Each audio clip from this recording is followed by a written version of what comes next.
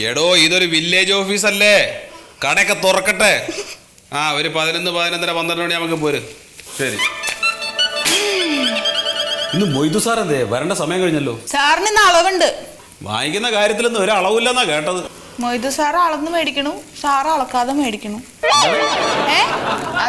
അല്ല, അളക്കാൻ പോയിട്ട് ഇങ്ങോട്ട് വരുമായിരിക്കും. ഇനി വേറെ ഒരുത്തനുണ്ടല്ലോ ഒരു പോങ്ങൻ. ഹലോ പാപ്പച്ചൻ ചേട്ടാ, നമസ്കാരം. മെഗായോ?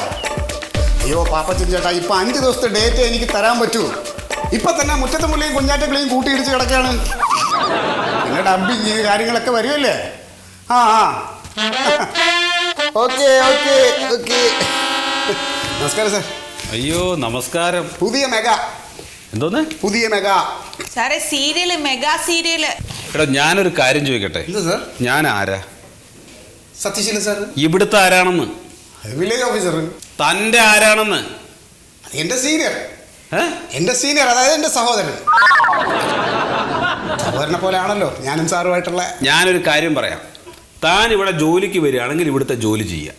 അതല്ല സീരിയൽ അഭിനയിക്കാൻ പോവുകയാണെങ്കിൽ സീരിയൽ അഭിനയിക്കാം. ഇത് രണ്ടും കൂടെ ഒരുമിച്ച് കൊണ്ടുപോകാൻ ഞാൻ സമ്മതിക്കത്തില്ല. സാറേ, ഞാൻ സീരിയൽ അഭിനയിക്കാൻ പോകണമെങ്കിലും എൻ്റെ ഒരു ഫയൽ പോലും പെൻഡിംഗ് ഇല്ല. ഞാൻ ഇപ്പം ഇല്ലാതിരുന്ന ഒരു 4 ദിവസത്തെ ഫയൽ മാത്രമേ ഉള്ളൂ. എന്ന് പറഞ്ഞാൽ എങ്ങനെയാണോ പുറത്ത് ആളുകൾ വന്ന് ചോദിക്കുമ്പോൾ ഞാൻ എന്ത് പറയും? പിന്നെ ഗവൺമെന്റ് ഉദ്യോഗസ്ഥന്മാർ സീരിയലിലും നാടകത്തിലും സിനിമയിലും അഭിനയിക്കാൻ പാടില്ല എന്ന് എനിക്ക് അറിഞ്ഞൂടെ? അല്ല, സാറിന് വേറൊരു കാര്യം അറിയാമോ? മുഖ്യമന്ത്രി ആ ഉത്തരവ് മരവിപ്പിച്ച കാര്യം. അത് മരവിപ്പിച്ചിട്ടേ ഉള്ളെന്ന്.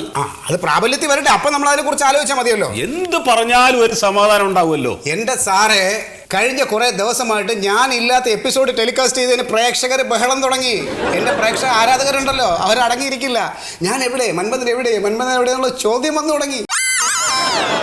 സാറേ, എൻ്റെ അമ്മയും ചോദിച്ചായിരുന്നു. എൻ്റെ ആരാധികയായിരിക്കും. അതല്ല, മന്മഥ സാറ് എന്നും സീരിയൽ അഭിനയിക്കാൻ പോകണ്ടല്ലോ, ഒരു ടിവിയിലും കാണുന്നില്ലല്ലോ എന്ന്. ഇതിനൊക്കെ പോകുമ്പോ പൈസ കിട്ടുള്ളൂ. ഡെയിലി. എന്ത് കിട്ടും? Daily payment. സാറേ, നമ്മൾ ഇവിടെ ഓരോ ഫയലും ഇങ്ങനെ നീക്കുമ്പോ കിട്ടൂലേ, അവിടെ അങ്ങനെയൊന്നും കിട്ടൂല. അയ്യോ, നമ്മളല്ല, നിങ്ങള്. സാറേ അങ്ങനെ പറയരുത് കേട്ടോ. നമ്മൾ എല്ലാവരും ഒന്നിച്ചു നിന്നിട്ടാ ഇവിടെ കാര്യങ്ങൾ നടക്കണേ. അതെ, കഴിഞ്ഞ 3-4 ദിവസമായിട്ട് ഞാൻ ഇവിടെ ഇല്ലായിരുന്നുകൊണ്ട് ഇവിടുത്തെ വരവ് ചെലവിന്റെ കണക്കൊന്നും എനിക്കറിയില്ല. അയ്യോ, വരാത്തത് ഞങ്ങളുടെ കുറ്റമല്ല. എന്താണിത്? പുറത്തുനിന്ന് ആരെങ്കിലും കേട്ടോണ്ട് വന്ന എന്ത് വിചാരിക്കും?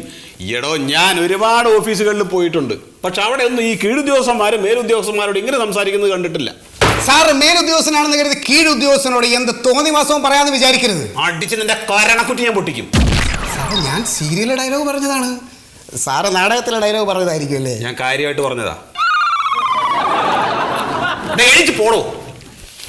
അതെ, അമ്മയടുത്ത് പറഞ്ഞേക്കണം ഇനി എന്റെ സീരിയൽ കാണാൻ ശ്രമിക്കണ്ടെന്ന്. കണ്ടാ എന്താ കുഴപ്പം? സാറിന് അധികം കാണിക്കാറില്ലല്ലോ.